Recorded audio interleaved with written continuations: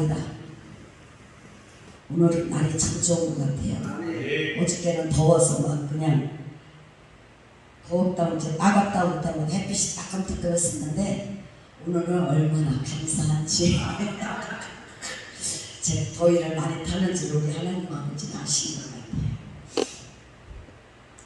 오늘 요한복음 12장 35절 36절의 말씀을 가지고 저는 여러분들과 함께 어두움에 붙잡히지 말자라는 제목으로 함께 은혜를 나누고자 합니다. 아멘. 부족하고 연약한 종이지만 그 가운데서 성령이 역사하신다면 은혜가 임하실 줄로 믿습니다. 아멘. 아유, 저 설교를 왜 저렇게 진지하게 못해? 이러면 완전 빵인 거고, 그래도 못하지만 은혜다 싶으면 은혜가 되는 줄로 믿습니다. 아멘. 아멘. 하루가 모이면 뭐가 되죠? 우리의 평생이잖아요.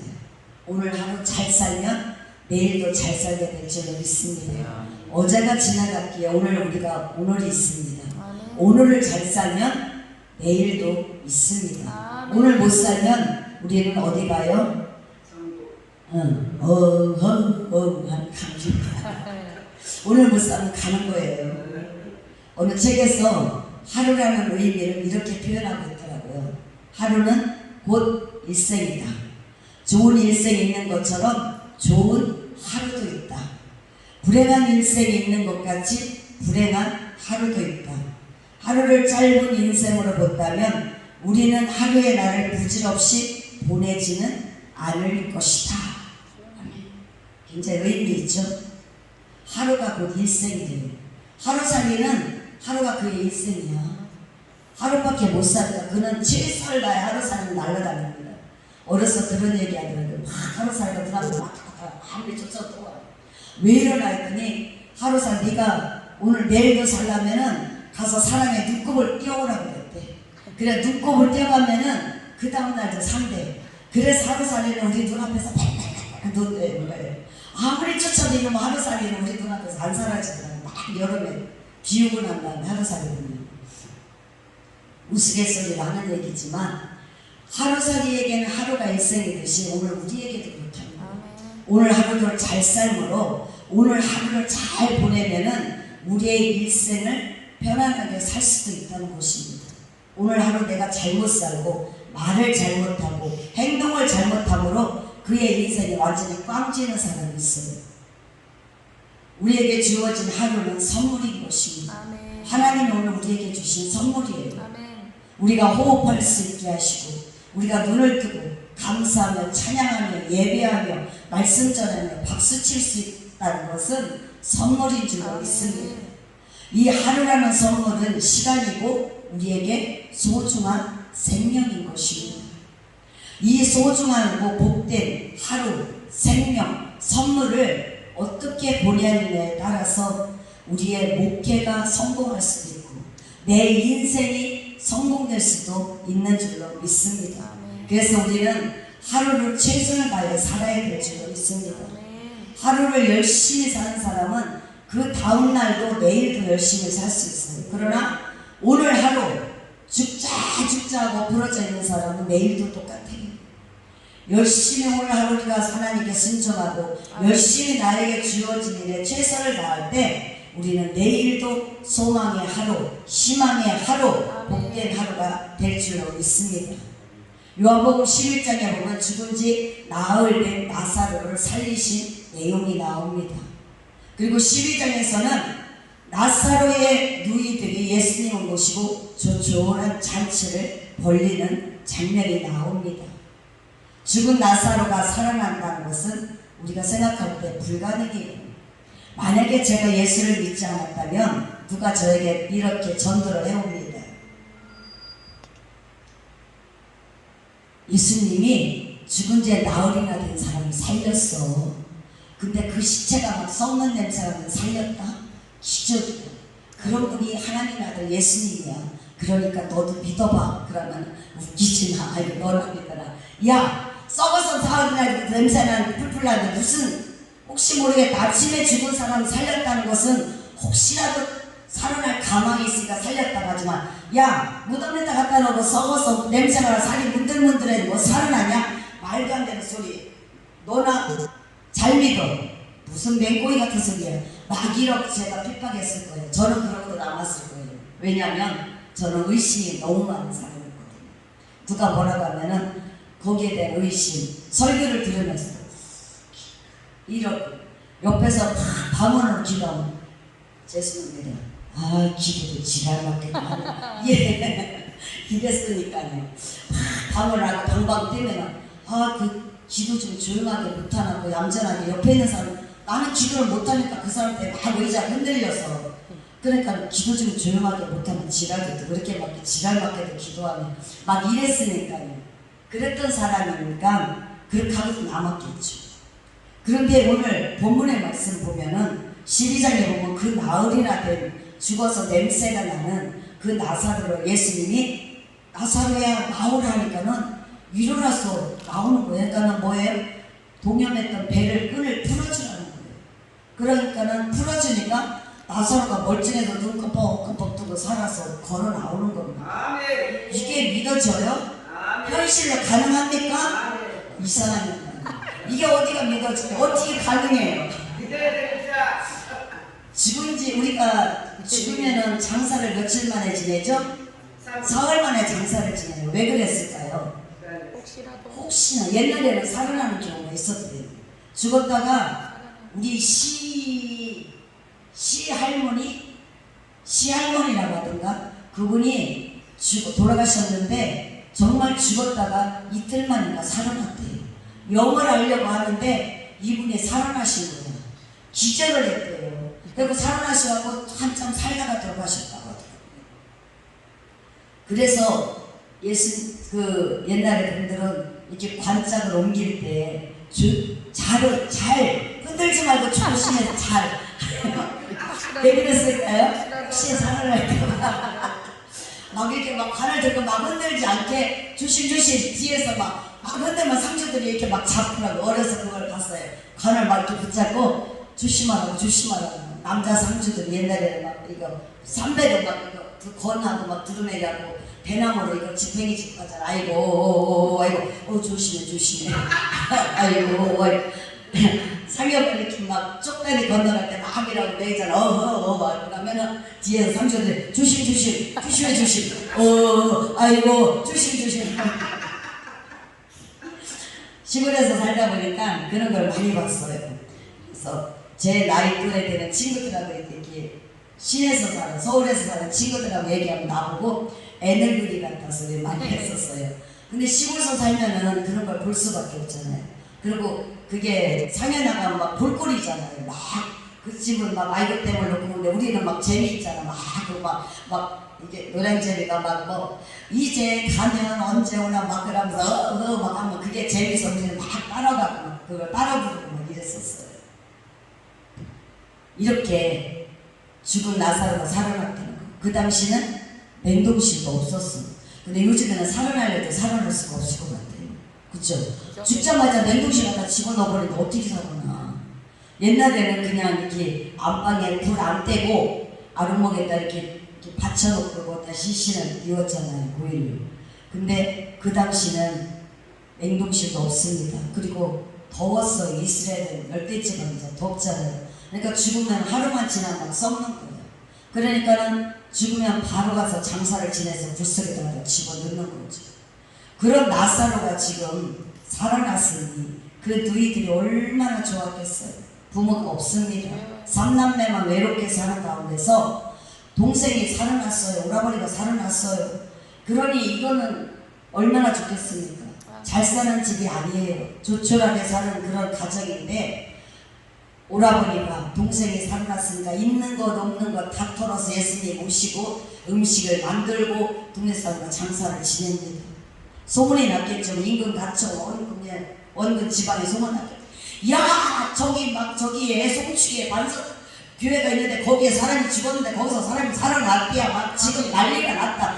야 이거 뭔 일이냐. 우리 구경 가보자. 진짜냐? 아니야 거짓말일 거야. 그럼 가서 보자. 막 차를 타고 오토바이 타고 자전거 타고 막 온다는 거예요. 와서 구경하러 막 오는 겁니다. 사람들이 그렇게 해서 구경하러 온 것입니다. 이렇게 많은 사람들이 막 몰려들었는데 그것을 좋아하는 사람들이 있는가 하면 기적이다.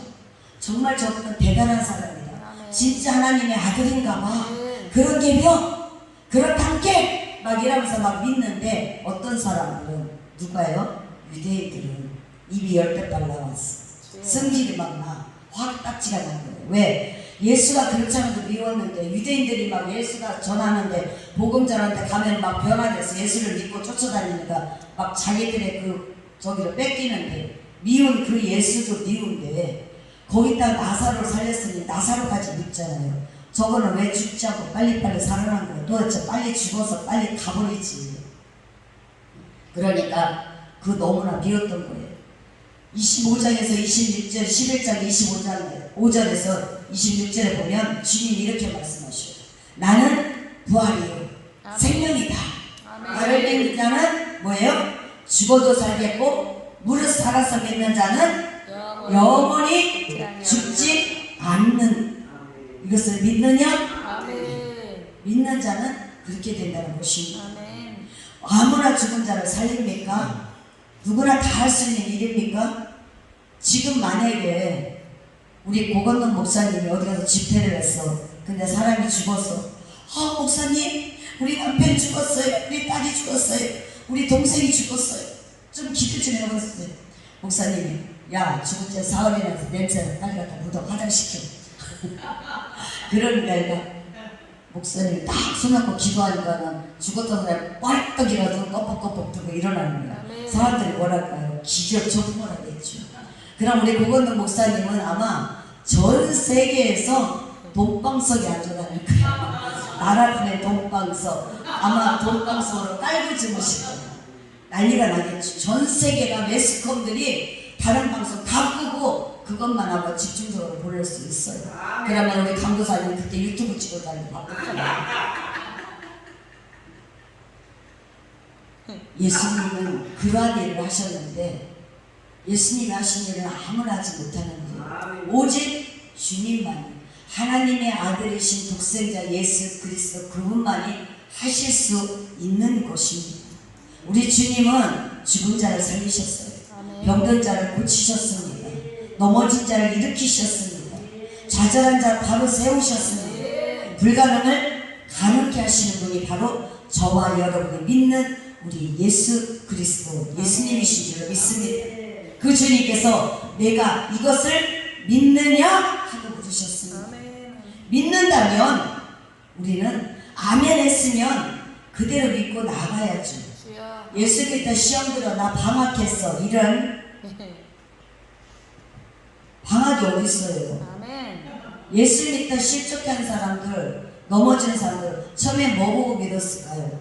어떤 요행을 바라보고 예수 믿으면 잘 된다고 하니까 복 받는다고 하니까 구원한다고 왔는데 하다 보니까 점점 아까도 우리가 얘기했지만은 믿으면 믿을수록 점점 어려워져 고난이 와. 한 곱이 넘어가면 이제는 하나님 축복 주시게 되더니 두 곱이가 기다려. 두 곱이 막 넘고 넘어서 헤엄치고 막 산을 넘고 물 건너 왔더니 아이고 하나님 이제는 살겠습니다. 살만합니다. 쉬어. 살랑살랑 봄바람에 불어서 좋네 막 했더니 더 큰 네 번째 고기가 또 기다려. 아까 제가 그랬어요. 목사님한테 한 곱이 넘어가면 후유 했더니 두 곱이가 기다려. 목사님 제가 그랬어요. 주님은 요한복음 14장 11절에 이렇게 말씀하십니다. 내가 아버지 안에 거하고 아버지께서 내 안에 계심을 믿으라는 여러분 속에 저와 여러분 속에 우리 아버지가 계심을 믿으시길 바랍니다. 축복도 은혜도 기적도 믿음도 그릇대로 받는다고 말씀하셨습니다. 내 믿음이 종재기만 하면 축복도 종재기만큼 받을 것이고 내 믿음이 다라만큼 크면은 다라만큼에다 채워줄 복을 부어 주실 줄로 믿습니다. 제가 교회를 하면서 처음에 코가 껴서 20대 후반 때부터 하나님께 코가 껴서 도망다니다가 나이 50 다 돼갖고 공부를 하면서 이제 시작을 하기 40대 후반에 공부를 시작하면서 하늘만 쳐다보고 원망했어요. 아버지 하나님 하고 많은 사람 중에 왜 하필 나예요? 주여. 쟤는 가방끈도 길고 쟤는 돈도 많고 쟤는 재주도 많고 쟤는 하는 것도 재주도 많은데 왜 쟤네들 놔두고 왜 하필 나냐고, 왜 하필 나냐고. 나같이 무지랭이 가진 거 없잖아요. 가방끈 짧잖아요.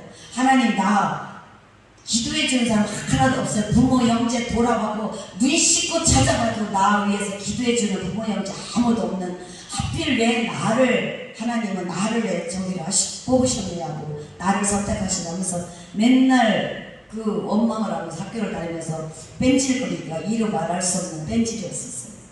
어디 가면은 요거 신학교만 졸업하면 이제 됐죠? 이러려고. 그러면은 그럴수록 하나님은 길을 인도하는데 묘하게 인도하시더라고요. 그런저런 고비를 넘어가면서 졸업하고 누가 전도사라고 부르기만 해도 뚝딱 하는 거예요. 아무나 전도사. 근데 이거는 신학 공부하면서 저기 하니까는 시간이 되니까 다 전도사라고 하는 거예요. 시험 공부했으니까. 그 소리가 난 너무 싫은 거예요. 막 누가 어디 가서 그러고 이거 집사예요 이렇게. 전도사 때 전도사라서 한 번도 어디 가서 나를 전도사라고 소개해 본 적이 없어. 예, 김원장 집사입니다 이렇게 했지. 안 했어요. 그러다가 이제 전사님, 목사 안수받아야지. 그러면 너 입 찢어버린다. 개나 소나 다 목사 되냐? 내가 목사 되면 다 목사 돼야 돼. 개나 소나 다 목사 돼? 이건 아무한테나 무조건 신학교만 나오고 무조건 저기만 하면 목사 막 이러면서 공부를 하는데도 너무너무 솔직히 말해서 진짜 날라리 같이 다녔어요. 그러던 와중에 하나님께서는 묘하게 음성을 들려주시고 길을 열어주시고 보여주시고, 원치 않게 주님이 그랬잖아요. 베드로에게 원치 않은 띠를 띠고 베드로가 가게 했잖아요. 원치 않게 이 길로 갈 수 있게끔 가게끔 주님이 만든 거예요. 등 떠밀려서 어떻게 하다 보니까 누가 말하더라. 어떻게 하다 보니까는 냇물 건넜다고 하듯이 등 떠밀려서 가다 보니까는 목사 정신을 어느 날 받더라고요. 내가 생각해도 내 정신으로 본 게 아니야. 내가 왜 그걸 받지? 막 이럴 정도로. 주님은 우리가 내가 생각하지 않은 길, 그렇게 하면서 교회를 하면서는 제가 제일 먼저 기도한 게 뭔지 알아요? 하나님, 저는 60까지만 목회를 하겠습니다. 60까지만 목회를 하고 저는 하나님, 우리 남편, 우리 장로님에게 복을 주셔서 저는 물질로 선교에 후원하는 선교 사역을 감당하고 싶습니다. 와보니까 너무 어려운 목사님들 너무 많은 거야. 목회라고 교회를 하다 보니까 왜 거지는 다 목사들이 거지야. 목사들은 다 거지야. 부자 목사님들 50명 만나면은 부자 목사는 5명밖에 없어. 나머지는 다 거지야. 너무 속상하고 성질나는 거야. 막. 그럼 목사들은 다 거지 되나? 막 이게 너무 화딱지 나는 거예요. 있는 목사님들은 이 돈 좀 있다고 해서 생색개나 하고 목에다 기부스 좀 하고 막 큰소리 치고 어디가 앉아도 탁 상석에 앉고, 좀 없는 목사님들은 저쪽 구석쟁이 부페를 먹으다가 또 꼭 저쪽 지방에 노예를 가도 꼭 구석쟁이 앉고, 막 나는 너무 그게 성질이 나는 거예요. 왜 이래야 되는가? 왜 이런 대접을 받아야 되는가? 막 아버지한테 막 따졌어요. 아버지, 나에게 여권, 물건을 주세요. 물건을. 그래서 나 어려운 교회들 목사님들 가서 밥 놓고 고기도 사주고 밥도 사주고 막 가서 교회도 도와줄 수 있는 그런 선교사를 할 수 있게 우리 장로님 축복해 주세요. 그게 기도였었어요. 근데 하나님은 아직까지는 안 부어주셔요. 근데 그렇게 해주실 줄은 믿습니다. 그래서 저는 정말 어렵고 힘든 목사님들 뒤에서 그냥 말없이 빚 없이 그냥 그분들 그냥 어디 갈 때 기름값 없어서 복음 전하다 못 가는 분들한테 기름 한 번 넣어줄 수 있는 그런 사역을 하게 해달라고 늘 기도하고 있습니다. 기도해 주십시오. 우리 하나님은 준비된 대로 그 사람의 그릇대로 채워주시는 줄로 믿습니다.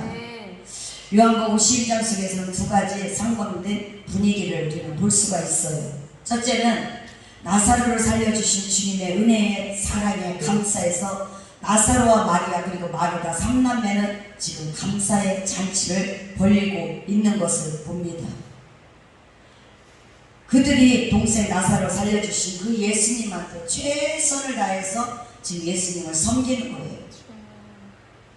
마리아는 결혼할 때 쓰려고 한 푼 생기면 기름 한 방울, 또 한 푼 생기면 기름 한 방울, 이렇게 해서 향유를 모아놨던, 결혼할 때 가지고 가려는 지참금으로 가져갈 그 향유를 깨뜨려서 예수님 발에다 부어드렸다는 거예요. 이거는 요즘 말로 말하면 아이들이 결혼하려고 학교 졸업하면서 적금 들고 돈 모아서 3천만 원, 2천만 원 모아 안 먹고 안 써서 모아놔서 시집갈 때 가져가려고 했는데 그것을 다 적금 깨서 갖다가 교회에다가 헌신했다는 거예요.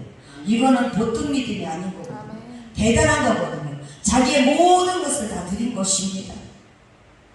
그리고 언니 마르다는 뭐합니까? 식사 준비를 분주해요. 더운 날씨에 막 땀을 뻘뻘 흘리면서 음식을 볶고 지지고 끓이고 막 해서 막 음식을 합니다. 왜요? 동생을 살려준 그 예수님 너무너무 감사해서 하나님 앞에, 예수님 앞에 그는 그렇게 감사의 은혜에 보답하는 겁니까? 그림이 그려지지 않습니까? 우리 헌신할 때 그런 생각 하잖아. 저는 그런 생각 많이 했었어요. 평신도 때 여섯들 일을 하면서 막 더운데 막 주방에서 막 땀을 흘리고 막 주일 밥을 막 볶고 지지고 막 할 때 막 20명 같으면 괜찮은데 몇백 명이 먹을까 해보세요. 막 여러 명이서 할 때 막 땀이 나서 모가지에서 땀 줄줄 집에서는 이거 안 하면서 아유 내가 왜 맨날 이거를 주인마다 왜 이거를 해야 돼? 더울까? 막 그런 생각 솔직히 많이 했어요. 막 더운 누가 말하면 집사님 수고했어 그러면은 성질나면 들리지도 않아. 네가 좀 와서 해야지. 연합회장이라고 들어오지도 않고 지나 바꿔서 주장만 하고 일만 시키고 우리만 쪼다고만 시키고 그랬거든요. 진짜로. 어떤 때는 좋아서 감사해서 하지만 어떤 때는 막 이렇게 더웠고 또는 너무 춥고 막 이러면 막 그게 나도 모르게 내 소갈매기가 올라오더라고. 막 슬금슬금 올라와서 화딱지가 나요. 이때 마르다도 아마 그런 경우가 됐는지도 몰라요. 예수님 나 혼자 너무 힘들어요. 아마 땀 흘리고 제 마리아 예수님 발 앞에서 저렇게 저거 영혼 떨고 앉아갖고 예수님 말씀만 듣잖아요. 예수님 제 좀 부엌으로 좀 보내서 나랑 나 좀 도와주게 하세요. 예수님 발 앞에 향해 보고 앉아서 예수님만 바라보고 있는 마리아를 볼 때 얼마나 얄미웠겠어. 여우 같잖아요. 그런데 예수님 뭐라 하죠? 가만 안 돼. 걔는 그것이 좋고 너는 그것이 좋으니까 너 하는 것만 해. 여러 개 하려고 애쓰고 막 불평불만 하지 말고 너가 하는 거 한 가지만 하라는 거야. 오늘 우리가 예수님 앞에 내가 할 수 있는 것만 최선을 다해서 하는 줄만 되는 줄로 믿습니다. 5만 가지 다 내가 잘하려고 하면 못해요. 사람에게는 장단점이 있잖아요. 누구는 찬양을 잘하고 누구는 밥을 잘하고 누구는 말씀을 잘 전하고 누구는 통성기도를 잘 인도하고 다 각자가 하는 것이 달라요. 어떤 사람은 청소를 하면 완전히 그냥 처삼촌 벌초하듯이 설렁설렁 지나가고 나면 막 머리카락 막 애들도 키우면 그러잖아요. 어떤 애는 청소를 하면 아주 꼼꼼하게 다 청소를 하는데 어떤 놈은 청소를 시켜놓으면 설렁 청소를 한 건지 안 한 건지 몰라요. 우리 큰딸은 그 전에 결혼하기 전에 청소를 오늘 좀 청소를 좀 해라 나갔다 오면은 방바닥이 하나도 없어. 나중에 보면 찾을 수가 없어. 뭐를 갖다가 다 집어넣어놔. 서랍에다 다 집어넣어놔. 깨끗해. 야 그거 어디니? 그거 서랍 어디 있을 거야? 엄마 찾아봐. 없어. 다 집어넣어놨어. 깨끗하긴 한데 그것이 나는 불만이야. 야 있는 건 내비두고 청소해. 근데 작은 애는 청소를 하면은 열심히 했는데 흔적이 없어. 했는지 안 했는지. 그게 차이점이더라고요. 그게 우리도 하나님 일을 하는데 어떤 사람은 요란하게 막 떨그럭떨그럭 소리내고 다니는 사람이 있는가 하면 조용히 말없이 흔적 없이 누구한테 내세우지 않고 겸손하게 헌신하는 사람이 있습니다. 하나님 앞에 우리는 그렇게 쓰임받기를 원합니다. 언제나 내가 있는 곳에 빛이 발하게 되기를 소망합니다. 아멘. 너희는 어둠에 거하지 말라고 그랬어요. 어둠에 거하지 말라는 것은 우리가 세상 사람과 어울리지 말라는 것이 아니라 그들과 어울릴지라도 그들에게 섞인 바디에서 그들하고 똑같이 어둠 속으로 들어가지 말라는 거예요. 거기 가서 내가 빛을 발하라는 거예요. 예수 믿는 사람은 예수 믿는 자답게 예수의 향기를 발하는 거지, 그 사람들하고 어울리니까 같이 술 마시고 담배 피고 노래방 가고 놀고 그 사람들하고 뚝딱거리고 이거 하라는 게 아니라 그 속에 가까이서 다 뒤집어 쓰는 건 아니잖아요.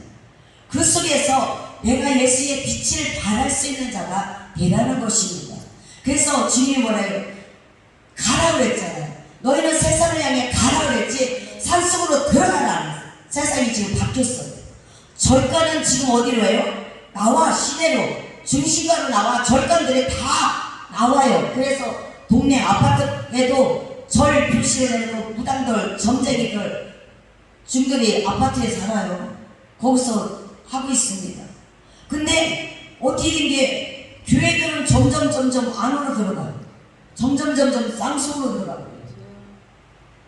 너희는 세상의 빛이니 빛에 거하라고 했는데 어둠에 잡히지 말고 어둠에 거하지 말고 빛 가운데 서라고 했는데 뭔가 뒤집어지는 것 같아요. 절간이 지하실 들어가는 거 봤어요? 절간들은 지하실 안 들어가요. 2층에 다 올라가 3층으로 올라가. 근데 교회는 대부분이 다 지하실. 한 가지 좋은 건 있어요. 진짜 막 드럼을 때려 부시고 뭐하고 막 그냥 깽깽깽깽 하고 동성기구라도 누가 쫓아오는 사람은 없어. 그거는 좋아. 어쨌든 우리는 지하를 갔던 꼭대기로 올라갔던 하나님의 빛을 받아는 그러한 빛의 사람들이 됐으면 좋겠습니다. 예수님을 싫어하는 유대인들이 모여서 모의를 합니다. 뭐라고 합니까? 나사로까지 죽이려고 합니다. 한마디로 말해서 묻지마 살인을 하겠다는 거예요. 요즘에 그러잖아. 이유 없이 무슨 뭐 없이 그냥 무조건 지나가는 사람 뒤통수 쳐서 그냥 찔러서 죽이잖아요. 그럼 묻지마 살인을 지금 이들은 모의를 하는 것입니다. 어떻게 하면 예수를 죽이고 나사로를 죽일까, 이런 모의를 하는 것입니다. 하나님의 은혜 안에 있다면 우리는 시기, 질투, 미움, 원망, 다툼 이런 거에서 우리가 떠나야 될 줄로 믿습니다. 너희는 빛에 거하라고 했지 어둠에 거하라고 안 했습니다. 내가 가는 곳에 빛이 임할 수 있기를 주의 이름으로 축복합니다. 지하실에 한 줄기 구멍이 있으면 창문이 있으면 그 창으로 통해서 빛이 들어와서 지하실 깜깜한 곳을 환하게 비춰줍니다. 어두운 방 안에 촛불을 밝히면 그 어두운 방 안이 환하게 비춰지듯이 저와 여러분 우리가 가는 곳이 예수의 빛으로 비춰질 수 있기를 소망합니다. 35절 후반절 말씀을 보면 빛이 있을 동안이라니 어둠에 붙잡히지 않게 하라 그랬습니다. 구름 날에 두 사람이 길을 걸어갑니다. 그런데 한 사람이 짜증을 내는 거예요. 아, 너희들 날씨가 왜 이래? 해가 뜨려면 짱 뜨던지 비가 오려면 오던지 해도 안 뜨고 비도 안 오고 이건 지푸드하게 날씨가 후덕지근해갖고 끈적끈적하게 바람도 안 불고 그냥 구름을 끼고 아 진짜 날씨 참 뭐 같네 그러면서 막 그냥 엿을 들먹거리고 연료들을 들먹거립니다. 그런데 같이 가던 한 사람이 이 사람아 오늘 날씨 얼마나 좋아. 해가 안 뜨니까 뜨겁지 않고 얼굴 안 타서 좋고 눈 부시지 않아서 좋고 비가 안 오니까는 뛰어가지 않아도 옷 젖지 않아서 좋고 나는 좋기만 하구만. 두 사람이 완전히 상반된 거잖아요. 이게 날씨 탓일까요? 아니에요. 뭐 탓일까? 내 생각, 내 마음 탓이에요. 어떤 생각 갖고 어떤 눈으로 어떤 말을 하느냐에 따라서 우리는 바뀌어진다는 것입니다. 날씨를 보는 눈, 해석하는 마음, 받아들이는 자세가 다르다는 거죠. 말씀을 들을 때 어떤 말씀을 듣든 어떤 찬양을 부르든 우리의 그 마음, 내 마음이 중요하다는 거예요. 아우 저 사람은 찬양할 때 보면 맨날 저렇게 그냥 죽상을 하는 찬양만 해. 아 저 사람은 찬양할 때 왜 맨날 저렇게 막 보혈처럼 그냥 피만 찬양하고 맨날 막 그냥 때려부시는 찬양만 할까? 좀 왔다 갔다 하면 얼마나 좋을까? 생각 개념이에요. 맞아요. 근데 나는 이게 좋다, 너는 이게 좋다, 이게 아니라 아멘. 우리가 무엇을 보고 무엇을 생각하며 무슨 말을 하느냐에 따라서 아멘. 그 사람의 희망으로 나가느냐, 소망을 꿈꾸냐, 긍정적인 사람이냐, 부정적인 사람이냐, 우리는 거기서 갈라진다는 것입니다. 아멘. 예수 믿는다고 해서 다 같은 사람이 아니더라고요. 하나님 자녀라고 하면서도 다 같은 자식이 아니더라고요. 손가락 길고 작듯이 어떤 사람은 이런 사람이고 어떤 사람은 저런 사람인데 다 나에게 맞추려고 하면은 우리는 맞을 사람 하나 없어요. 아멘. 내 배에 아파서 10달 동안 부모 난 자식들도 다 다르잖아요. 똑같아요. 쌍둥이도 다르더라고요. 쌍둥이도 다른데 어떻게 같을 수가 있습니까? 아멘. 우리 사람의 몸에는 시시각각 수백만 개의 세포가 새롭게 증식된다고 합니다. 그런데 그 세포들은 건강한 생각의 지혜를 받을 수가 있고 또 병적인 생각의 지배도 받는다고 합니다. 긍정적인 사고방식을 가진 사람은 긍정적으로 새로운 세포가 그렇게 변화된다는 거예요. 생겨난다는 것입니다. 인체의 기능을 활성화시켜준다는 것이에요. 그런데 반면에 병적인 사고방식을 갖는 사람은 그 몸도 똑같아진다. 죽겠다고 죽을 일만 쌓이는 거고 미치겠다고 미칠 일만 쌓이는 거예요. 그런데 뭐예요? 우리는 뭐가 나오죠? 감사가 나오죠. 한 대 툭 째니까 감사. 그러면 우리 보고 뭐라고 할까? 사람들이 이럴 거예요.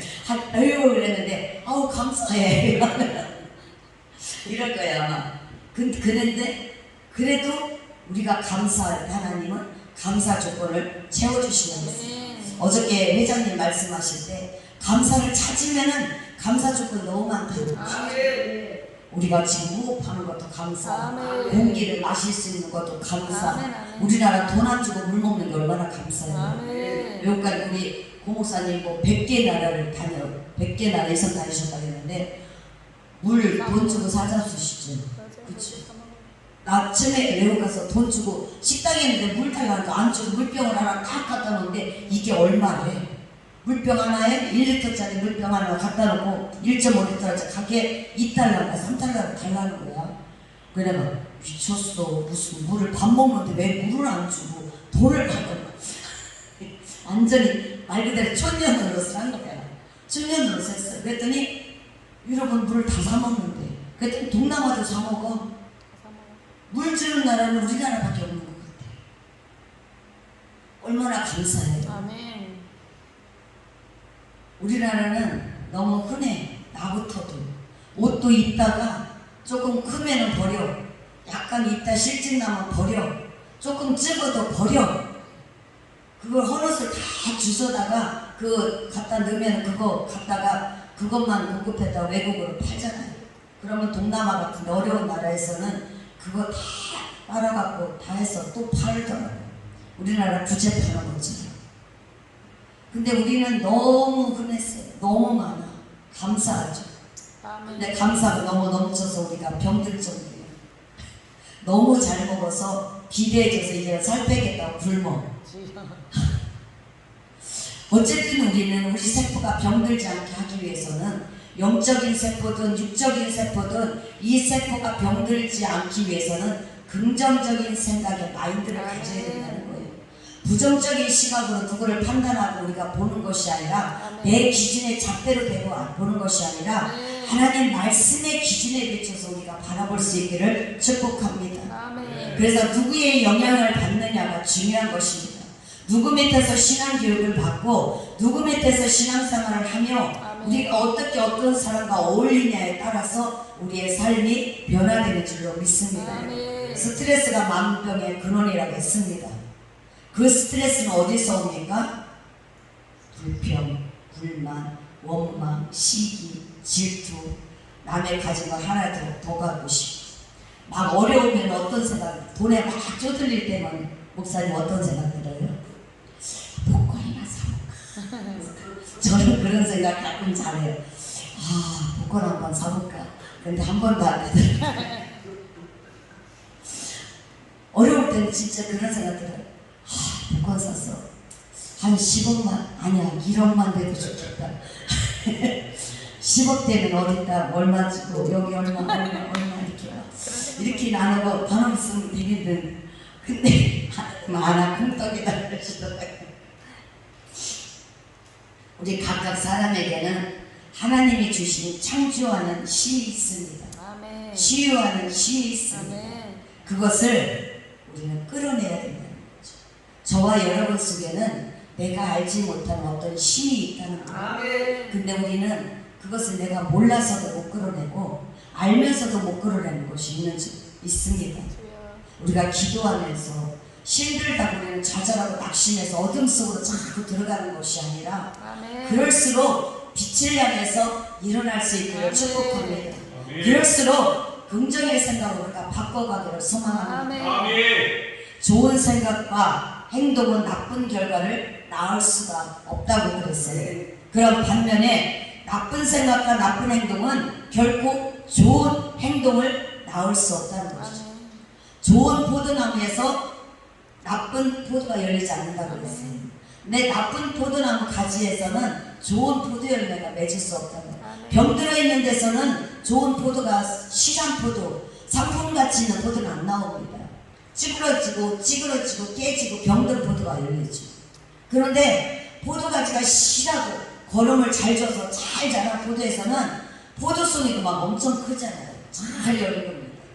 우리의 신앙이 내가 가지고 있는 마인드가 말씀 안에서 건강한 마인드를 가지고 있으면 나한테 나오는 것도 건강한 것이 나온다는 거죠. 아름다운 것이 나오는 겁니다. 누군가를 세우는 말을 할 수가 있어요. 못하겠다, 못살겠다, 죽겠다, 싫다, 안 한다 이런 소리가 아니라 할 수 있다, 하면 된다, 나도 할 수 있다, 나도 갈 수 있다, 나도 일어설 수 있다, 이런 생각으로 우리가 일어날 수 있기를 축복합니다. 누구나 부정적인 생각에서 우리 한번 일어날 수 있기를 소망합니다. 주님은 35절에서 어둠에 붙잡히지 않게 하라고 그랬어요. 어둠에 붙잡히지 않게 하라는 뜻은 어둠을 조장하고 조종하는 사단 마귀에게 붙잡히지 말라는 거예요. 어디 가서 내가 좀 안다고 막 잘난 체하다 보면 사람들에게 뭐를 주죠? 상처를 줘요.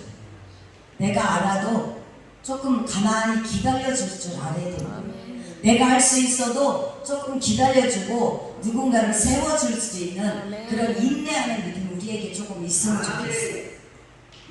요한복음 1장 4절에서는 주님이 그럽니다. 그 안에 생명이 있었으니 이 생명은 사람들의 빛이라. 그리고 8장 12절에서는 나는 세상의 빛이니 나를 따르는 자는 어둠에 다니지 아니하고 생명의 빛을 얻으리라 그랬습니다. 오늘 36절에서도 빛을 받으라 그랬어요. 어떤 빛입니까? 이 빛을 받으라는 것이 아니라 예수님의 말씀의 빛을 받으라.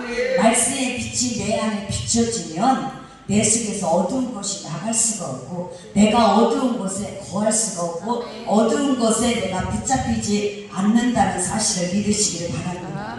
어둠은 마귀의 도구입니다. 마귀는 이 어둠을 가지고 우리를 지배하려고 합니다. 마귀는 이 어둠을 가지고 나에게 들어와서 우리 속에 들어와서 우울하게 만듭니다. 슬픈 생각을 하게 하고 고통스러운 생각을 하게 하고 괴로워하게 만든다는 것이죠. 그래서 우울증에 사로잡힌 자들, 조울증에 사로잡힌 자들은 대부분 보면 그 삶이 어두워요. 그 생각 자체가 병이고 불만이고 부정적인 생각. 나는 왜 이럴까? 왜 우리 새끼들은 저렇게밖에 못할까? 남들 새끼는 저렇게 잘하는데 왜 우리 새끼들은 이렇게 못 살까? 왜 우리 집은 이럴까? 나는 왜 내 인생은 이 지경일까? 왜 나는 이렇게밖에 못 살까? 왜 내 남편은, 내 마누라는, 왜 내 자식은 이럴까? 모든 게 다 부정적이에요. 그 사람들 보면 좋은 생각, 좋은 말 안 합니다. 그게 바로 마귀에게 사로잡혀 있다는 것이죠. 우리도 때로는 어떤 때는 우울증이 올 때가 있잖아요. 슬픈 생각을 들 때 있어요. 막 우울할 때 있어요. 저도 한때 이 우울증에 붙잡혀갖고 한참 그 갱년기 증세 올 때 이 한때 우울증 증세가 오니까요 이렇게 누워서 TV를 보는데 저는 영화를 봐도 아무리 슬픈 영화 봐도 웬만해서 눈물을 안 흘리거든요. 그래서 우리 장모님 나보고 독한 여자라고 했었어요. 자기는 눈물 찔찔하는데 나는 왜 울어? 어이구 막 이래거든. 근데 어느 날 누워서 TV를 보는데 나도 모르게 눈물이 쭉 흘러서 베개가 축축하게 젖었어요. TV를 보는데 그게 약간 좀 슬픈 정도. 그렇다고 울 일은 아니에요. 근데 눈물이 쭉 흘러는 거예요. 내가 왜 울지? 지금 내가 왜 눈물이 날까? 이유를 모르겠어요. 근데 그게 한 번으로 그치는 것이 아니라 이거는 시도 때도 없이 눈물이 나는 거예요. 남편이 뭐라고 말만 해도 막 서운해, 야속해, 속에서 막 18 욕이 막 나와. 나도 모르게 나와요. 생전 저희는 부부싸움이라고는 크게 싸우는 건 한두 번밖에 없어요. 싸우면 싸울수록 우리는 더 존댓말이에요. 그랬잖아요. 당신이 그렇게 말했잖아요. 내가 언제 그랬어요? 서로가 이래. 그러다가 크게 싸우고 그러다가 삐지면 이제 한 하루 정도 말 안 하고 있다가 말하면 그게 끝나고. 진짜 겨우 그렇게 싸워본 적이 없어요. 근데 이유 없이 미워. 남편이 이유 없이 미우니까 뒤꿈치만 봐도 미운 거예요. 막 싫어요. 옆에 이렇게 누웠다가 다리가 이렇게 살이 닿잖아. 나도 모르게 다리를 툭 치게 되는 거예요. 내가 왜 이러지? 근데 그 갱년기라는 게 직접 나는 그게 갱년기라서 그런지 몰랐어요. 나중에 보니까 그게 갱년기래요. 호르몬 약을 가서 병원 가서 검사하고 타서 먹고 막 이러면서는 그게 차츰차츰 없어지고요. 근데 이 우울증이라는 놈이 얼마나 무서운지 몰라요. 힘들 때 나도 모르게 이렇게 창밖을 보고 있으면 여기서 뛰어내리면 어떻게 될까? 이런 생각이 들더라니까. 그때 4층에 살았어요 저희가. 5층에 빌라 5층에 1층이 주차장이니까 여기서 뛰어내리면 어떻게 될까? 베란다 창문 밖을 쳐다보게 되더라고요. 그러다 내가 지금 뭔 생각을 했지? 이렇게 되더라고요.